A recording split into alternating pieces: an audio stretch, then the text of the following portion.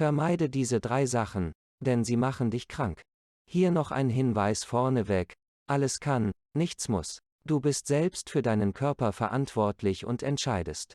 Erstens, Make-up. Die Make-up-Industrie wird immer einfallsreicher und sieht in erster Linie den Verkauf als Mittelpunkt. Geworben wird hier mit super Anti-Aging-Cremes und duftenden Glowing-Skin-Make-ups. Man sollte sich hierbei bewusst machen, dass alles, was auf der Haut aufgetragen wird, unmittelbar in den Körper eindringt. Im Falle des Make-ups spricht man unter anderem von giftigen Substanzen wie Aluminium, Formaldehyd, Benzoesäure, Parabenen und Methylisothiazolinonen, sowie Mineralölen und Erdölerzeugnissen und Phthalate. Achte beim Kauf von Make-up deshalb auf die Inhaltsstoffe, Bioprodukte sind hier eine sehr gute Alternative. Am besten wäre es, deine Natürlichkeit nach außen zu tragen, denn so bist du doch am schönsten.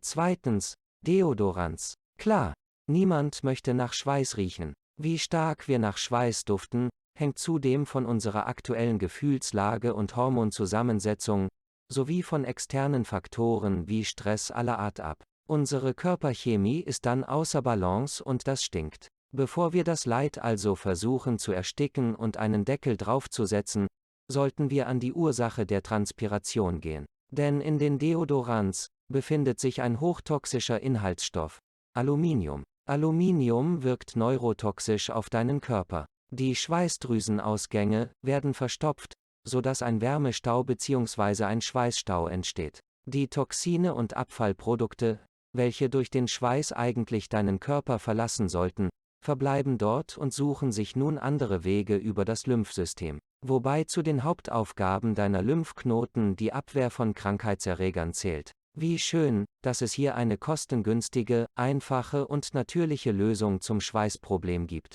Du kannst dir ganz leicht ein eigenes Deo herstellen. Dazu benötigst du nur 3 Zutaten, die da sind: Natron, Speisestärke und Kokosfett und bei Bedarf ein ätherisches Öl nach Wahl. Natron neutralisiert den Geruch, das Kokosfett dient hier als Trägermaterial und die Stärke verdickt die angerührte Masse. Das Öl erhitzt du dazu, bis es flüssig ist, dann gibst du einfach alle anderen Zutaten hinzu, abkühlen lassen und im Behältnis deiner Wahl abfüllen und fertig ist dein eigenes Deo.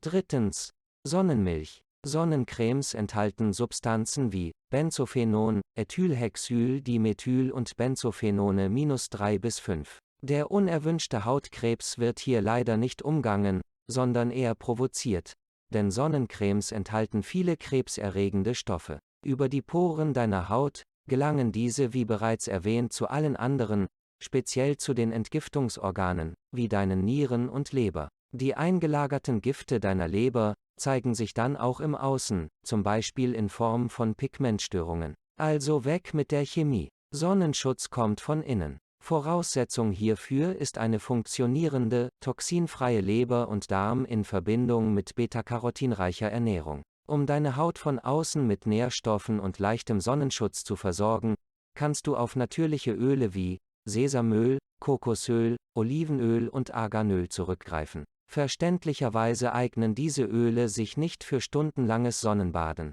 Welche Alternativen hast du zu den alltäglichen Kosmetikprodukten gefunden? Schreib es mir gerne in die Kommentare. Ich bin auf deine Erfahrung gespannt. Danke, dass du eingeschaltet hast.